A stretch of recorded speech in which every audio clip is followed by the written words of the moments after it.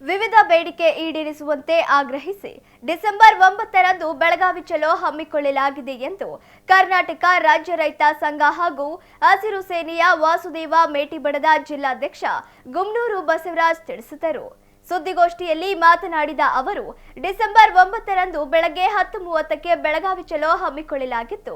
ರಾಜ್ಯ ಸರ್ಕಾರದ 3 ಕೃಷಿ ಕಾಯ್ದೆ ಹಿಂಪಡೆಯಬೇಕು, ರೈತರ ಸಾಲ ಸಂಪೂರ್ಣ ಮನ್ನಾ ಮಾಡಬೇಕು, ಮೆಕ್ಕೆಜೋಳ, ಭತ್ತಕ್ಕೆ ಬೆಂಬಲ ಬೆಲೆ ಘೋಷಣೆ ಮಾಡಿ ಖರೀದಿ ಕೇಂದ್ರ ತೆರೆಯಬೇಕು, ರೈತರ ಕೃಷಿ ಪಂಪ್ಸೆಟ್ಗಳಿಗೆ ಅಕ್ರಮ ಸಕ್ರಮ ಮತ್ತು ಯಥಾಸ್ಥಿತಿ ಮುಂದುವರೆಸಬೇಕು, ಸರ್ಕಾರಿ ಶಾಲೆಗಳಿಗೆ ಹೊಸ ಕಟ್ಟಡ ನಿರ್ಮಾಣ ಮಾಡಬೇಕು, ಬಗರ್ ಹುಕುಂ ಸಾಗುವಳಿದಾರರಿಗೆ ಹಕ್ಕುಪತ್ರ ನೀಡಬೇಕು, ಫೈನಾನ್ಸ್ಗಳ ಕಿರುಕುಳ ತಪ್ಪಿಸಬೇಕು, ಜಗಳೂರಿನಲ್ಲಿ ಕೆಎಸ್ಆರ್ಟಿಸಿ ಬಸ್ ಡಿಪೋ ನಿರ್ಮಾಣ ಮಾಡಬೇಕು, ಎಲ್ಲ ತಾಲೂಕುಗಳಲ್ಲೂ ಡಿಪ್ಲೊಮಾ ಕಾಲೇಜು ನಿರ್ಮಾಣ ಮಾಡುವುದು ಸೇರಿದಂತೆ ವಿವಿಧ ಬೇಡಿಕೆಗಳನ್ನು ಈಡೇರಿಸಬೇಕು ಎಂದು ಆಗ್ರಹಿಸಿ ಸುವರ್ಣಸೌಧದ ಮುಂದೆ ಬೃಹತ್ ಪ್ರತಿಭಟನೆ ನಡೆಸಲಾಗುವುದು ಎಂದರು.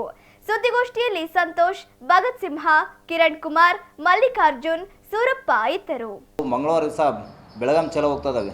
ಯಾಕೆ ಅಂದರೆ ನಮ್ಮ ದಾವಣಗೆರೆ ತಾಲೂಕಿನಲ್ಲಿ ಮತ್ತು ದಾವಣಗೆರೆ ಜಿಲ್ಲೆಯಲ್ಲಿ ಹಲವಾರು ದಿನಗಳಿಂದ ಹೋರಾಟ ಮಾಡ್ಕೊಂತ ಬಂದರೂ ಕೂಡ ಇವತ್ತಿಲ್ಲಿರೋಂಥ ಜಿಲ್ಲಾ ಉಸ್ತುವಾರಿ ಸಚಿವರು ಇರ್ಬೋದು ಮತ್ತು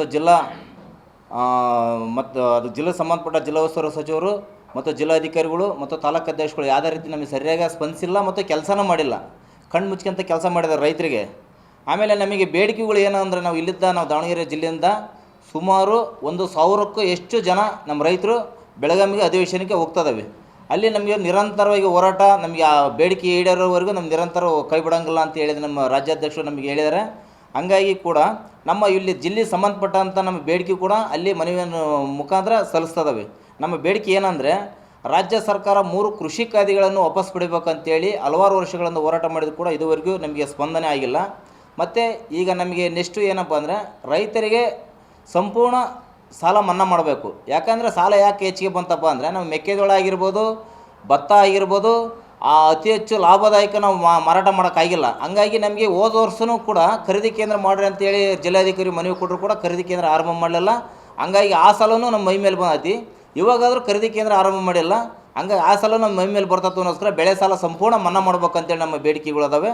ಮತ್ತು ಸರ್ಕಾರಾತ್ಮಕವಾಗಿ ಎಲ್ಲ ನಾವು ಏನು ಬೆಳಿತೇವಲ್ಲ, ರೈತರು ಏನು ಬೆಳಿತೇವಲ್ಲ ಎಲ್ಲ ಬೆಳೆಗಳಿಗೂ ವೈಜ್ಞಾನಿಕ ಬೆಲೆ ರೀತಿಯಾಗಿ ನಮಗೆ ಇದು ಮಾಡಬೇಕು. ಆಮೇಲೆ ಈಗ ಮೆಕ್ಕೆಜೋಳ ಮತ್ತು ಭತ್ತ ಏನು ನಮಗೆ ರಾಜ್ಯ ಸರ್ಕಾರ ಏನು ಘೋಷಣೆ ಮಾಡಿದೆ 10 ಲಕ್ಷ ಮೆಟ್ರಿಕ್ ಟನ್ನನ್ನು ನಮಗೆ ಖರೀದಿ ಮಾಡ್ತೇವೆ ಅಂತ ಹೇಳಿರಲ್ಲ. ಅಲ್ಲ ಸ್ವಾಮಿ, 10 ಲಕ್ಷ ಮೆಟ್ರಿಕ್ ಟನ್ ಖರೀದಿ ಮಾಡ್ತೇವೆ ಅಂತ ಹೇಳಿದರೆ ಇದು ಬರೀ 100ಕ್ಕೆ 10% ಅಷ್ಟೇ. ನಾವು 100% ಅಷ್ಟು ಮೆಕ್ಕೆಜೋಳ ಮತ್ತು ಭತ್ತವನ್ನು ಬೆಳೆದಿದ್ದೇವೆ. ಬರೀ 10% ಅಂದರೆ ಒಬ್ಬರು ಕಣ್ಣಾಗ ಸುಣ್ಣ, ಒಬ್ರು ಕಣ್ಣಾಗ ಬೆಣ್ಣೆ ಅನ್ನಂಗೆ ನಮ್ಮ ರೈತರಿಗೆ ತಾರತಮ್ಯ ಮಾಡೋ ಅಂತ ನೀವು ಕೆಲಸ ಮಾಡ್ತಾಯಿದ್ರೆ ನಮಗೆ ಹಂಗೆ ಬೇಕಾಗಿಲ್ಲ. ನೀವು ಹೇಳಿದರೆ ನೀವು ಕುತ್ಕೊಂಡು ಅಧಿವೇಶನ ಕುತ್ಕೊಂಡು ಮಾತಾಡಿ ಮೀಟಿಂಗ್ ಮಾಡಿಬಿಟ್ಟು ನಮ್ಮ ರೈತರನ್ನ ಸಮಾಧಾನ ಮಾಡ್ಬೇಕಂತ ನೀವು ಉತ್ತರ ಕೊಟ್ಟಿದ್ದೀರಿ. ನಾವು ಯಾವ್ದು ಕಾರಣಕ್ಕೂ ನಾವು ಬಗ್ಗೋದಿಲ್ಲ ಜಗ್ಗೋದಿಲ್ಲ ಅಂತ ಹೇಳಿ ನಮಗೆ ರೈತರು ಏನು ಬೆಳೆದಿರ್ತಾರೋ ಸಂಪೂರ್ಣವಾಗಿ ನಮ್ಮ ರೈತರು ಏನು ಬೆಳೆದಾರೋ ಅಷ್ಟು ಕೂಡ ಭತ್ತ ಖರೀದಿ ಮಾಡಬೇಕು, ಮೆಕ್ಕೆಜೋಳನ ಖರೀದಿ ಮಾಡಬೇಕು. ಯಾಕಂದರೆ ಕೇಂದ್ರ ಸರ್ಕಾರ ಆದೇಶ ಮಾಡಿರೋ ಪ್ರಕಾರವಾಗಿ 2,400 ರೂಪಾಯಿ ಮಾಡಬೇಕು. ಮತ್ತು ನಿಮ್ದು 600 ರೂಪಾಯಿ ಇದು ಹಾಕ್ಬಿಟ್ಟು 3,000 ರೂಪಾಯಿ ಖರೀದಿ ಮಾಡ್ಬೇಕಂತೇಳಿ ನಾವು ರಾಜ್ಯ ಸರ್ಕಾರಕ್ಕೆ ಒತ್ತಡ ಮಾಡ್ತಾಯಿದ್ದೀವಿ. ಆಮೇಲೆ ಮತ್ತು ರೈತರ ಪಂಪ್ಸೆಟ್ಗಳಿಗೆ ಉಚಿತವಾಗಿ ಕರೆಂಟ್ ಕೊಡಬೇಕು. ಈಗೆಲ್ಲ ಈಗೆಲ್ಲ RR ನಂಬರ್ಗಳನ್ನೆಲ್ಲ ಚೆಕ್ ಮಾಡಿ ಯಾವ್ಯಾವ ಬೋರ್ ಹಾಕ್ಸಿದಾರೆ ಅಂತೇಳಿ RR ನಂಬರ್ ಮಾಡ್ಕೊಂಡು ಈ ಗ್ರೂಪ್ ಯೂಸ್ ಮಾಡ್ಕೊಂಬಿಡ್ತಾರೆ ಸರ್. ಅವರು ಗ್ರೂಪ್ ಯೂಸ್ ಮಾಡ್ಕೊಂಡು RR ನಂಬರ್ ಯಾರು ಅಲ್ಲ ಅವ್ರನ್ನೆಲ್ಲ ನಿಮ್ಮ ಆಧಾರ್ ಕಾರ್ಡ್ ಲಿಂಕ್ ಮಾಡ್ಕೊಳ್ರಿ, ಫೋನ್ ನಂಬರ್ ಕೊಡ್ರಿ ಅಂತೇಳಿ ಗ್ರೂಪ್ ಯೂಸ್ ಆಗ್ತಿದ್ದಾರೆ.